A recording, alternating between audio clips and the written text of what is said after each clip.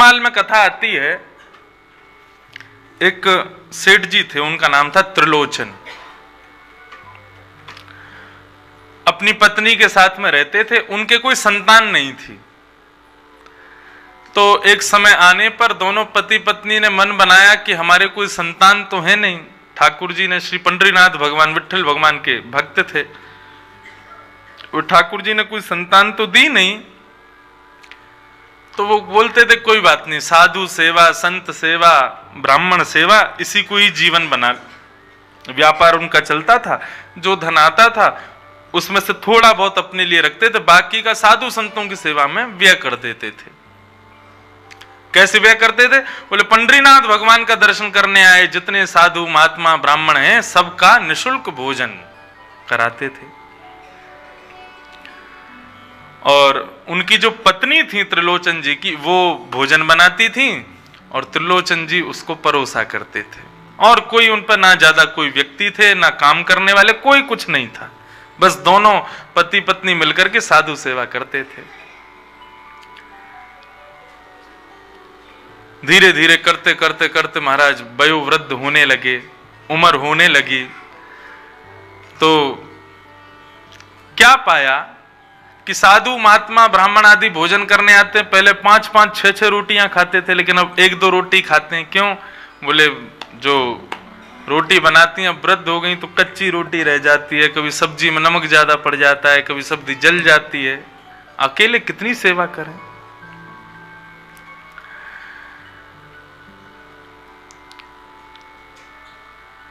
एक दिन पंडरीनाथ भगवान के चरणों में प्रार्थना करने के लिए गए।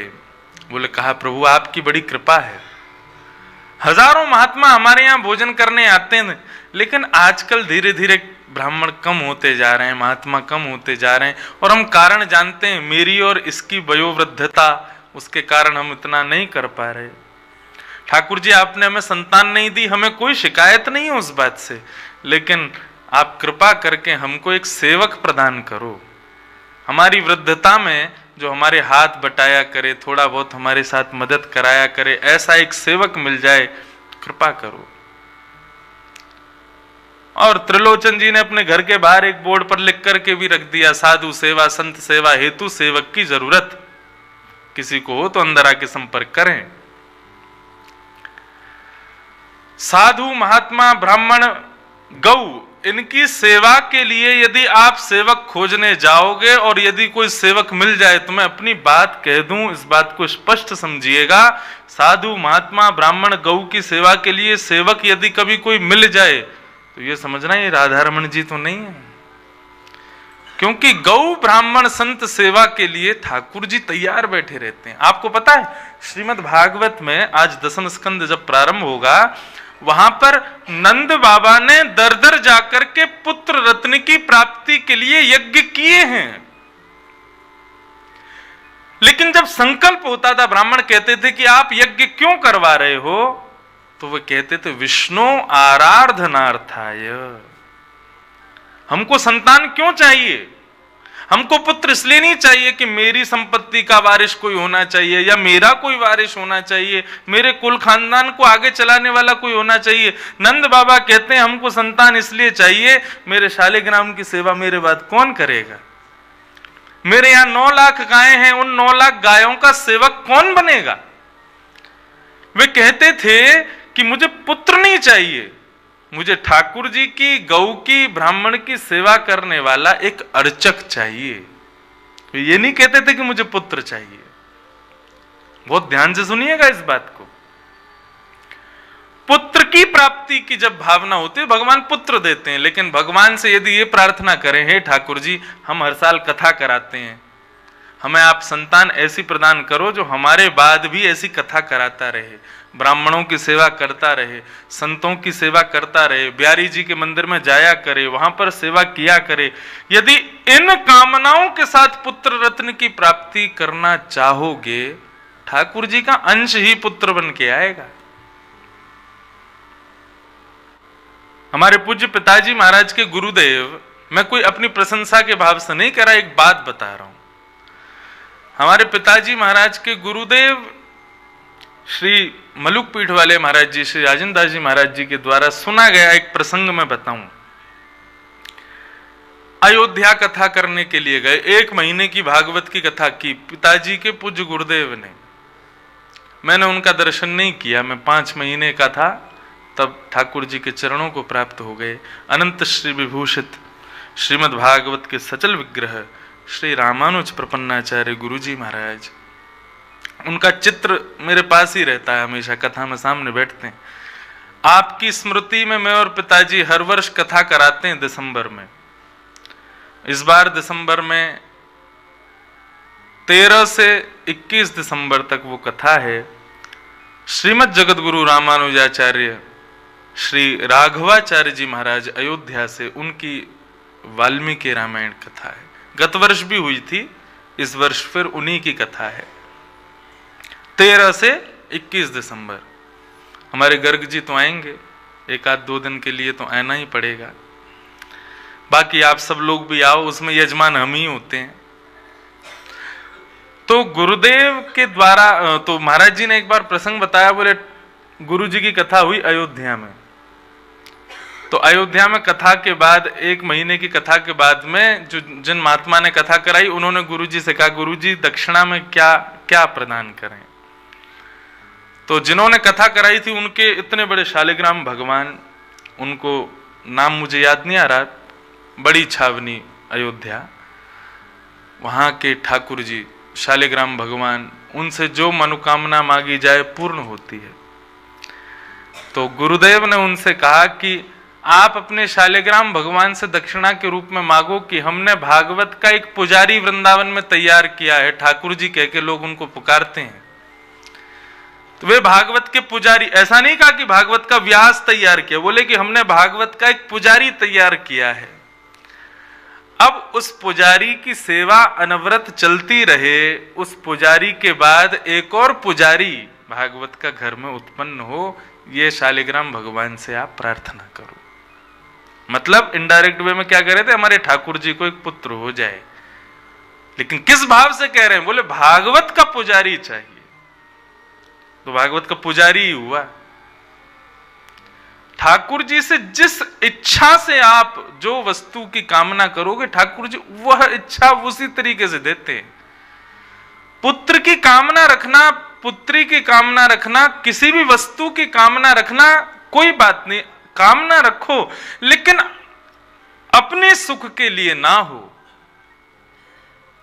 किसी भी वस्तु की प्राप्ति के पीछे ठाकुर जी का सुख विद्यमान हो। हमारे घर में गाड़ी नहीं है, गाड़ी चाहिए, तो लाल जी से जाके कहो, हे लाल जी, आपके घर में हम सब लोग आपके सेवक हैं, आपके लिए सामान लाने के लिए पैदल जाना पड़ता है, टेम्पू से जाना पड़ता है, रिक्शा से जाना पड़ता है, तो आपकी सेवा अनवरत चलती रहे, आपकी सामग्री आती रहे, आपकी सेवा उत्सव की सामग्री आने जाने के, और आपके हम सेवकों का थोड़ा व्यवहार उचित बना रहे, उसके लिए आप हम दासों को अपनी तरफ से एक 4 पहिया दिलवा दो। ठाकुर जी की सेवा के भाव से यदि गाड़ी की भी इच्छा रखोगे ना, तो वह भी उचित आएगी। कहने का अभिप्राय, जो भी वस्तु आप लेना चाहो उसके पीछे ठाकुर जी का भाव विद्यमान होना चाहिए। नंद बाबा ने पुत्र की प्राप्ति की कामना रखी, लेकिन मन में एक ही इच्छा थी, क्या? विष्णु आराधनार्थाय। हमारे गौ और शालिग्राम की सेवा रुके ना, उसके लिए एक पुत्र दो। तो उनके यहां कोई पुत्र नहीं आया, स्वयं ठाकुर जी पुत्र बन के आए। बोले गौ सेवक, संत सेवक मुझसे बड़ा कोई नहीं है, मैं किसी और को नहीं भेजूंगा, मैं स्वयं ही आऊंगा। तो ऐसे ही त्रिलोचन जी ने विठलनाथ भगवान से प्रार्थना की कि हे प्रभु, हमको एक संत सेवी मिल जाए, एक सेवक मिल जाए।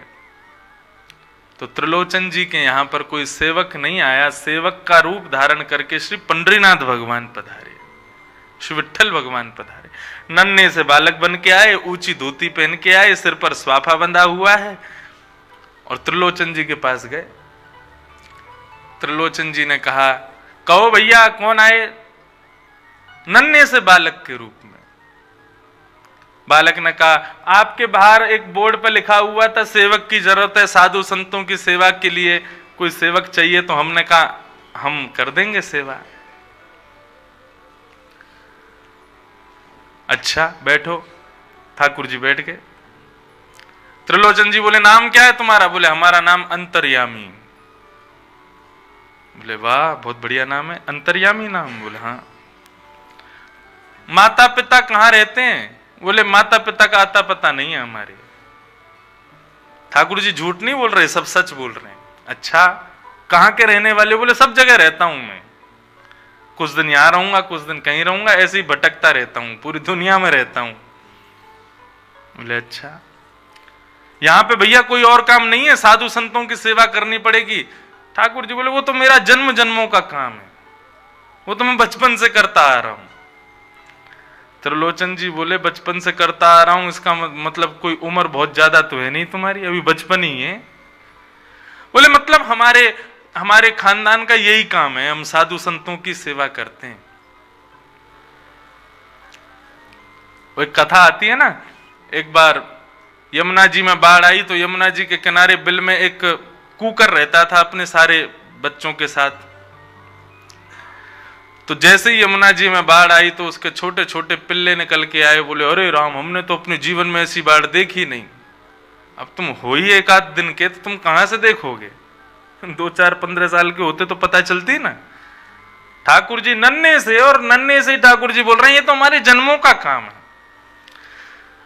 त्रिलोचन जी बोले, ठीक है, तो फिर हमारे यहां काम करो। तो अंतर्यामी भगवान बोले, देखो हमने आपकी सारी बात मानी, अब हमारी बात और सुनो। बोले, आपकी बात क्या है? बोले, हम जैसा कहोगे वैसी सेवा करेंगे, लेकिन सबको भोजन परोस तो देंगे, सबका भोजन बना तो देंगे, लेकिन हम जो खाएंगे वो आपको बनाना पड़ेगा। हम अपने हाथ का बना हुआ भोजन नहीं करते। तो त्रिलोचन जी की पत्नी बोली, ठीक है, 500,000 संतों का भोजन ये बनाएगा, इस अकेले का भोजन हम बना दिया करेंगे, बना देंगे। छोटा सा बालक है, 2-4 रोटी खाएगा, क्या दिक्कत है, हम बना देंगे। ठाकुर जी बोले, दूसरी बात यह है कि हम कितना भी भोजन करें, आप कभी ऐसा नहीं बोलना कि देखो कितना खा रहा है, कितना पेटू है। अगर आपने ऐसा बोल दिया कि भाई बहुत खाते हो, तो मैं घर छोड़ के चला जाऊंगा, उसी दिन जॉब छोड़ दूंगा। अंतर्यामी और उनकी पत्नी, श्री त्रिलोचन जी और उनकी पत्नी बोली, हम ऐसा बोलेंगे ही क्यों? कभी नहीं बोलेंगे बेटा, अरे तुम यहीं पर रहो, बढ़िया सेवा करो संतों की। अब तो बोले, ठीक है। दूसरे दिन से महाराज ठाकुर जी सवेरे सवेरे तैयार हुए, कढ़ाई लेकर के सब्जी बनाना शुरू की। स्वयं काट रहे हैं, स्वयं बना रहे हैं, स्वयं छोंक लगा रहे हैं, स्वयं रोटी बना रहे हैं, बेल बाल के सब बिल्कुल तैयारी रखी। संतों की अब आना जाना थोड़ा कम हो गया था, क्योंकि भोजन इतना स्वाद से बनता नहीं था। आज 200 संत आए महाराज, ठाकुर जी बना रहे हैं, ठाकुर जी खिला रहे हैं, ठाकुर जी परोस रहे हैं। संतों ने कहा, भैया बड़ी सुंदर सब्जी, बड़ी सुंदर रोटी, ऐसी पतली पतली रोटी, इतनी स्वादिष्ट खीर। अरे भाई त्रिलोचन जी क्या हो गया, इतना बढ़िया स्वाद भोजन कब से बनने लगा? बोले, अरे नया नया सेवक आया है, बहुत बढ़िया भोजन बनाता है। आप जो बाकी के आपके मित्र संत हैं सबको लेके आओ कल से। अब तो दिन ब दिन वहां भीड़ बढ़ने लगी। अब तो ऐसी भीड़ हो गई कि महाराज लाइन लगती है, एक पंगत उठती है, दूसरी पंगत बैठती है, दूसरी उठती है, तीसरी बैठती है, और सबका भोजन अकेले ठाकुर जी अंतर्यामी बनाते हैं। इतनी द्रुत गति से काम करते हैं, एक समय में रोटी बन रही है, एक समय में सब्जी बन रही है, परोसाई भी कर रहे हैं, सब अकेले संभालते हैं। त्रिलोचन और उनकी पत्नी वयोवृद्ध हो गए, लेकिन बार बार पंडरीनाथ भगवान को प्रणाम करते हैं, हे प्रभु आपकी बड़ी कृपा जो ऐसा बढ़िया सेवक हमको दिया। लेकिन असली काम कब होता था? जब सबकी पंगत हो जाती थी, तब भगवान बैठते थे भोजन करने। तो महाराज नाप के 2 बिलांग तो रोटी पाते थे, और खूब बढ़िया आधी छोटी वाली कढ़ाई भर के सब्जी खाते थे। और भोजन आदि करने के बाद त्रिलोचन जी को एक कुर्सी पे बैठा के फिर उनकी मालिश करते थे, उनके पैरों की, हाथों की, सिर की, सब सेवा ठाकुर जी करते। वर्षों बीत गए, ठाकुर जी सेवा करते रहे। एक दिन उनकी पत्नी पड़ोस में कहीं बैठी थी, तो सब पड़ोसन सब इकट्ठी होकर बोली, अरे आजकल तो भैया तुम्हारे दिन ही बदल गए, त्रिलोचन जी जब गली से निकलते हैं तो ऐसा लगता है कैसा तेज उनके चेहरे पर। बोले हाँ, वो हमारा सेवक आया है ना, साधु सेवा भी करता है, भोजन भी बनाता है, रोटी भी बेलता है, परोसाई भी करता है, शाम को त्रिलोचन जी की बढ़िया मालिश करता है, तभी तो चमक रहे हैं। बोले अरे त्रिलोचन जी इतने चमक रहे हैं, तुम क्यों ऐसी बुढ़ी होती जा रही हो, तुम कैसे सूखती जा रही हो? बोले अरे बस यही तुम मत पूछो। बोले क्यों, क्या हो गया? बोले अरे वो अंतर्यामी सब काम बढ़िया करता है लेकिन मेरी परेड रखता है, उसको बना के मुझको खवाना पड़ता है। अरे तो छोटा सा बालक है, 3-4 रोटी पाता, वो 3-4 एक पंगत में जितना आटा लगता उतने आटे का तो अकेला भोजन कर जाता। इतना पेटू है, इतना खाता है, बहन मैं तुमको क्या बताऊं। अब तो महाराज यहां उन्होंने बस इतना कहा था, इतना खाता है, और अंदर रसोई घर में भोजन बना रहे अंतर्यामी भगवान उदास हो गए। वहीं चूल्हा छोड़ दिया और अंतर्यामी अंतर्ध्यान हो गए। वहीं से संतों का जमावड़ा आया भोजन के लिए। अब तो महाराज त्रिलोचन जी गए, कहाँ है भाई बेटा अंतर्यामी? अंदर देखा तो चूल्हा शांत है, रोटी के आटे अलग रखे हैं, सब्जियां अलग रखी हैं, अंतर्यामी का कोई पता नहीं। कमरों में जाकर के खोजा, गली में खोजा, पड़ोसियों से पूछा, लेकिन ठाकुर जी कहीं नहीं मिले। यहां संत सब बैठ गए पंगत में, अब क्या पवा में कुछ बना ही नहीं है। त्रिलोचन जी रुदन करने लगे, मेरा अंतर्यामी कहां चला गया।